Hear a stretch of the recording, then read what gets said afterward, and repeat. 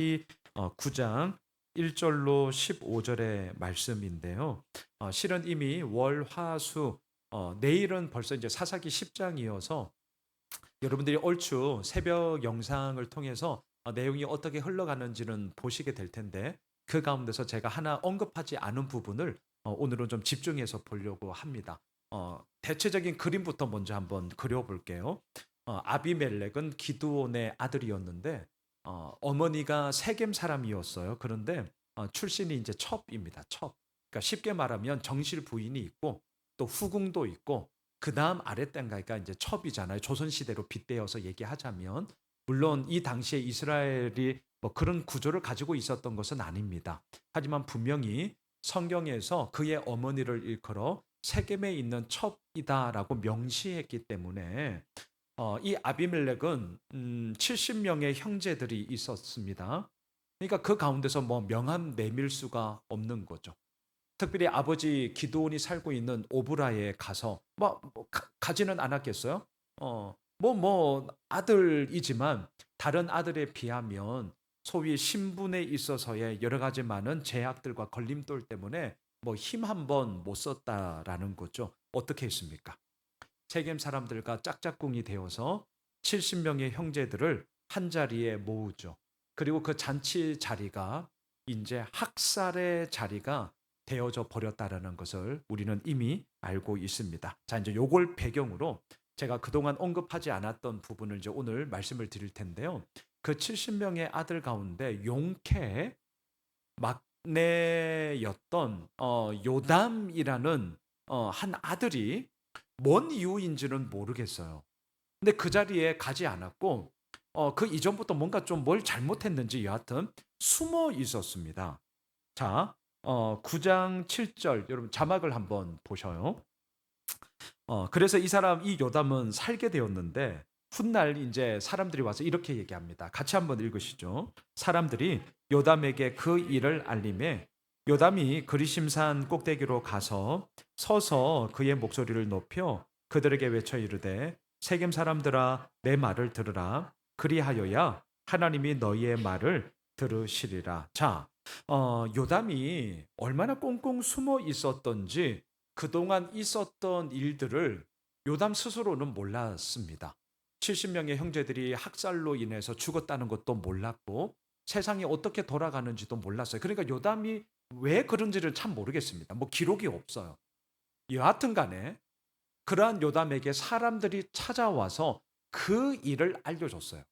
여기서 말하는 그 일이 형제들의 죽음과 지금 이스라엘 가운데 아비멜렉 세겜 첩의 아들이었던 아비멜렉이 소위 이제 왕권을 잡고 왕노릇하고 있다라는 소식을 알려준 거예요.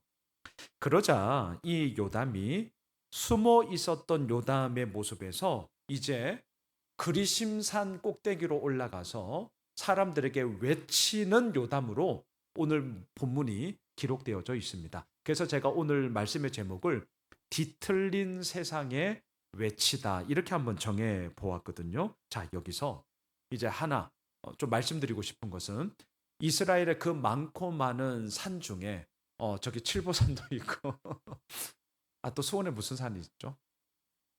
광교산도 있고 뭐 산도 있고 여러 산이 있어요. 이스라엘도 마찬가지인데요.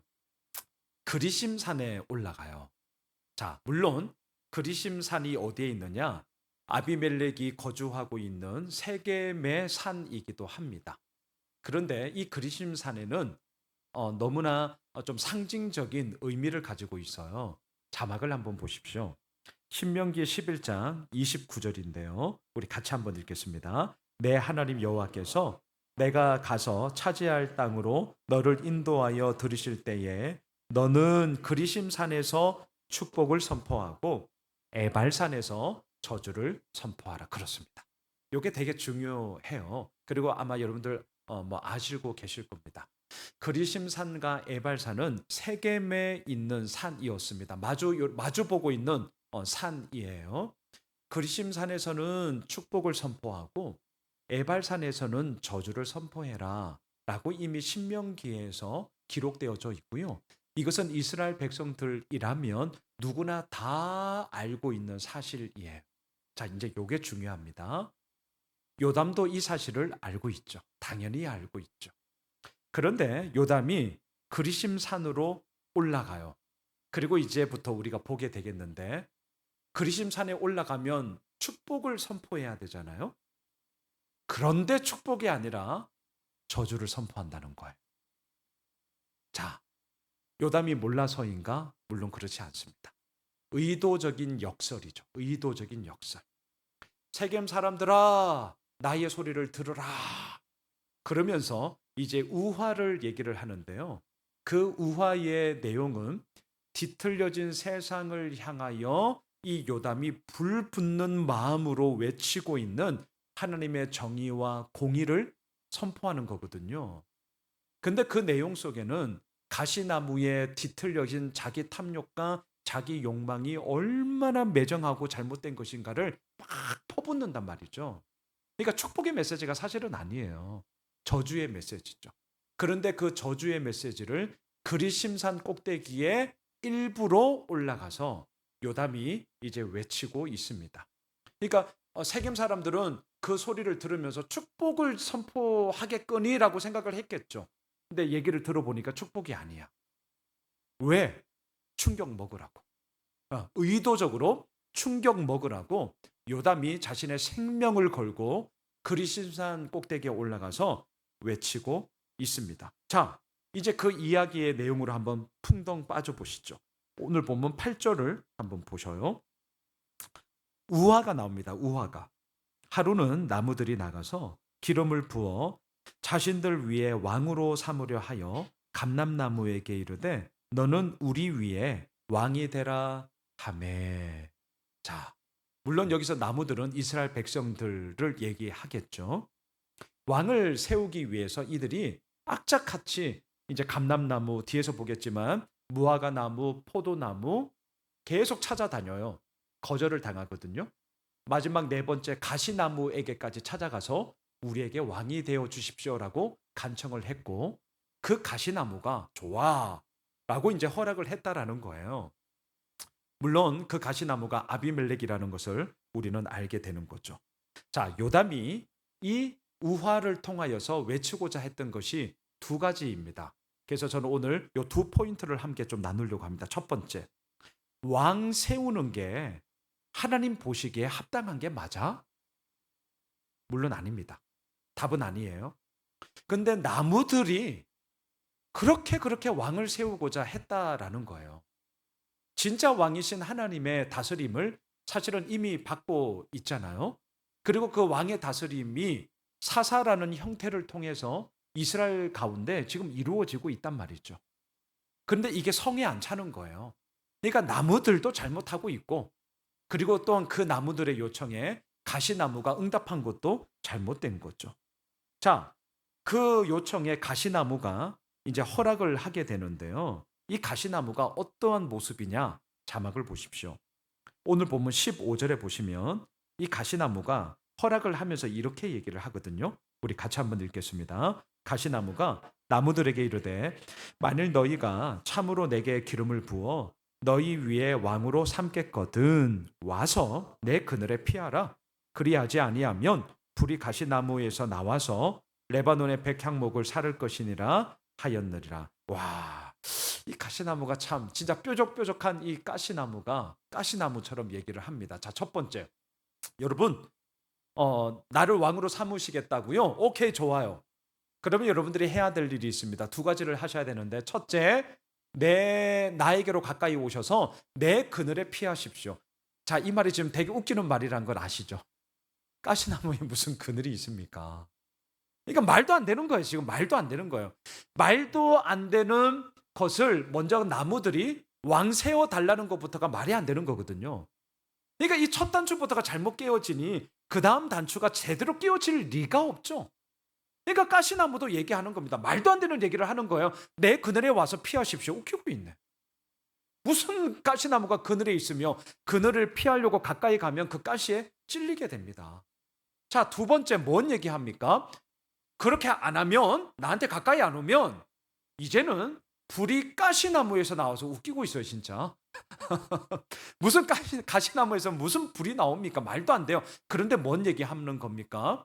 내가 이제 왕이 되면 당신들 맛 좀 보게 될 거예요. 아예 왕도 되기 전에 자기의 본심을, 자기의 잘못된 이기적인 욕망들을 그냥 막 얘기를 해버려요. 그런데도 웃기는 거는 나무들이 이 가시나무를 왕으로 삼았다라는 사실입니다. 그러니까 그리심산에서 선포하는 이 요담의 우화는 진짜 목숨 걸고 세겜 사람들에게 사실은 저주를 선포하는 거거든요. 정신 차리라는 거예요. 내가 그리심산 꼭대기에 와서 너희들 잘 될 거라고, 복 받을 거라고, 뭐 이렇게 말할 줄 알았냐? 웃기지 마. 내가 축복을 선포해야 될 그리심산에서 이런 저주를 선포하는 것은 그만큼 당신들이 뒤틀린 세상이 되어져 버렸고, 하나님을 떠나버린 불신앙이 되어져 버렸고, 그 가운데 내가 목숨 걸고 외치지 않으면 안 될 것 같아서 내가 지금 이렇게 하고 있는 거야. 지금 이 외침이 울려 퍼지고 있습니다. 자, 한편 이 우화 가운데 이렇게 너희들 잘못했다라고 책망하고 징계하는 내용만이 아니라 그러면 대안이 있어야 되잖아요. 여러분 언제나 그러면 안 되는데요. 오케이, 그럴 수 있습니다. 좋든 싫든 뭐 A든 B든 오케이, 의견 낼 수 있어요. 그리고 한 걸음 더 나아가서 그렇다면 그것에 대해서는 나는 이러한 대안을 가지고 하면 좋겠습니다 라는 것이 늘 좀 결부되어져 있어야 되지 않겠습니까? 요담은 책망만 하지 않았고요. 이 우화 가운데 그렇다면 우리는 어떻게 살아야 하는가에 대한 대안을 이렇게 얘기합니다. 여러분 9절을 보십시오. 자, 이제 새 나무의 이야기가 나와요. 이 나무의 모습이 우리가 그렇게 살아야 할 정답입니다 라는 것을 보여주고 있습니다. 같이 읽겠습니다. 감람나무가 그들에게 이르되 내게 있는 나의 기름은 하나님과 사람을 영화롭게 하나니 내가 어찌 그것을 버리고 가서 나무들 위에 우쭐 대리요 한지라. 와, 어떻습니까? 제일 첫 번째로 나무들이 감람나무에게 실은 찾아가서 왕이 되어 주십시오 라고 요청을 했습니다. 진짜 되어야 될 사람은 너무 겸손하고 이렇게 안 해요. 정말 꼭 하지 말아야 할 인간들이 그러다 보니까 그 자리를 차지하게 되거든요. 자, 이 감람나무를 한번 보십시오. 뭐라고 얘기합니까? 자신이 생산하고 있는 기름으로도 얼마든지 하나님과 사람을 영화롭게 할 수 있는데, 이미 그 사명을 내가 감당하고 있는데 어찌 그 사명을 내가 버려두고 왕이 되어서, 그 다음 말을 잘 보세요. 나무들 위에 우쭐 대리요. 야, 이 감람나무는요, 왕이라는 위치가 자칫하면 어떻게 되는지에 대해서 정확하게 알고 있었습니다.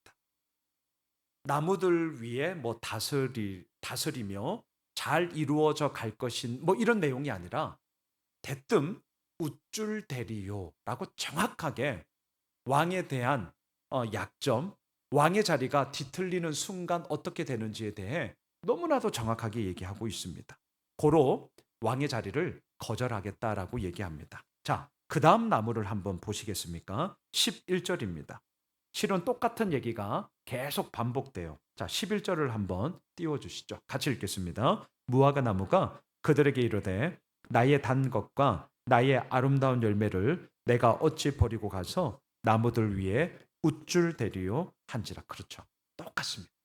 무화과 나무 역시 이미 나의 이 열매, 이 단 것과 나의 아름다운 열매를 통하여서 하나님께 영광이요 뭇 사람들에게 귀한 아름다움과 또한 귀한 것들을 내가 이미 나누고 있는데 어찌 그 귀한 사명을 버리고 왕이 되어서 우쭐 댈 수 있겠습니까? 자, 세 번째 포도나무 한번 보실까요? 13절입니다. 같이 읽을게요. 포도나무가 그들에게 이르되 하나님과 사람을 기쁘게 하는 내 포도주를 내가 어찌 버리고 가서 나무들 위에 우쭐 대리요 한지라. 자, 왕의 자리를 거절하는 감람나무, 무화과 나무, 포도나무에 공통점이 있습니다. 지금 내게 주신 사명, 너무나 귀한 것이고 또한 그 사명을 이미 내가 행하고 있기 때문에 하나님과 사람들에게 영광이요 그 영화로움을 이미 누리고 있습니다. 고로 나는 지금 주어진 이 사명의 자리를 끝까지 감당하겠습니다. 요게 오늘 결론이자 이게 바로 요담이 뒤틀린 세상을 향하여서 어떻게 하면 우리가 이 뒤틀린 세상을 다시금 정상으로 복귀시킬 수 있는가에 대한 답이에요. 감람나무, 무화과나무, 포도나무의 이 답을 우리가 오늘 이 저녁 마음에 품으시면 됩니다. 예. 이미 우리에게 주어진 사명의 자리 속에 하나님께 영광이요 문 많은 사람들께 그 아름다움을 흘려보내고 있으니 이 귀한 사명이 얼마나 아름다운 것이며 내가 어찌 왕이 되어 우쭐대리요. 요담은 이 얘기를 하고 싶었습니다.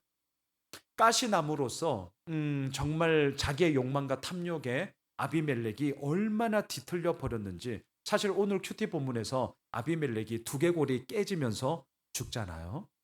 끝이 너무나 좋지 않습니다. 그리고 그 이후 내일부터 이제 우리는 사사기 10장을 계속 보게 되겠지만 여러분 되게 실망하실 거예요. 내일 미리 스포한다면 내일 큐티 제목을 제가 7대 7 이렇게 해서 이제 아침에 녹화를 했거든요. 7대 7.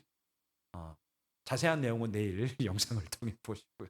하지만 점점 무너져 가고 점점 썩어져 가는 이스라엘의 그러한 본 모습들을 우리는 여실하게 보게 될 것입니다. 말씀을 정리할게요. 오늘 요담이 자신의 목숨을 걸고 축복을 선포해야 되는 그리심산 꼭대기에 올라가서 사실은 저주를 선포하고 있습니다. 그만큼 이스라엘 백성들이 너무나 무너져 버렸기 때문입니다. 왕을 구한다는 것 자체부터가 잘못된 것이고요. 하나님은 허락하지 않았거든요. 그리고 더 나아가 자신의 사명의 자리를 내팽겨치고 정말 우쭐대기 위해서 왕이 되어버린 아비멜렉, 그 가시나무와 같은 아비멜렉이 얼마나 세상을 뒤틀며 잘못 이끌어가고 있는가를 목숨 걸고 외치고 있습니다. 우리도 예수 그리스도를 믿는 자로서 세상에 살아가는 것이 빗대어서 얘기한다면 우리의 삶이 지금 이 뒤틀리는 세상에 외치는 하나의 메아리가 되며 우리의 목소리가 되는 것이겠죠. 자, 이 외침과 이 소리가 정말 힘을 얻기 위해서는 포도나무, 감람나무, 무화과나무의 이 대답을 우리 잊지 맙시다. 하나님께 영광이요 문 많은 사람들에게 이미 우리 아름다움을 끼치며 살고 계시거든요. 너무 우리 자신을 막 가소평가하지 마셔. 그렇다면 뭐 가대평가할 것도 없습니다. 이미 우리는 그 사명의 자리를 감당하며 나아가고 있습니다. 하나님은 반드시 이미 그 사명을 감당하고 있는 우리를 통해 아버지의 일을 이미 행하고 계시고 또한 앞으로도 계속 이루어 가실 것입니다. 우리 그 하나님을 향하여서 우리의 삶이 아름다운 외침이 되었으면 좋겠고요. 뒤틀린 세상에 우리의 삶이 또 다른 하나님의 외침이 되어서 아버지 앞에 큰 영광과 그 은혜의 물줄기로 우리 모두가 쓰임 받게 되어지는 그런 주님의 복된 은혜가 있길 주님의 이름으로 축복합니다. 우리 함께 이 시간 기도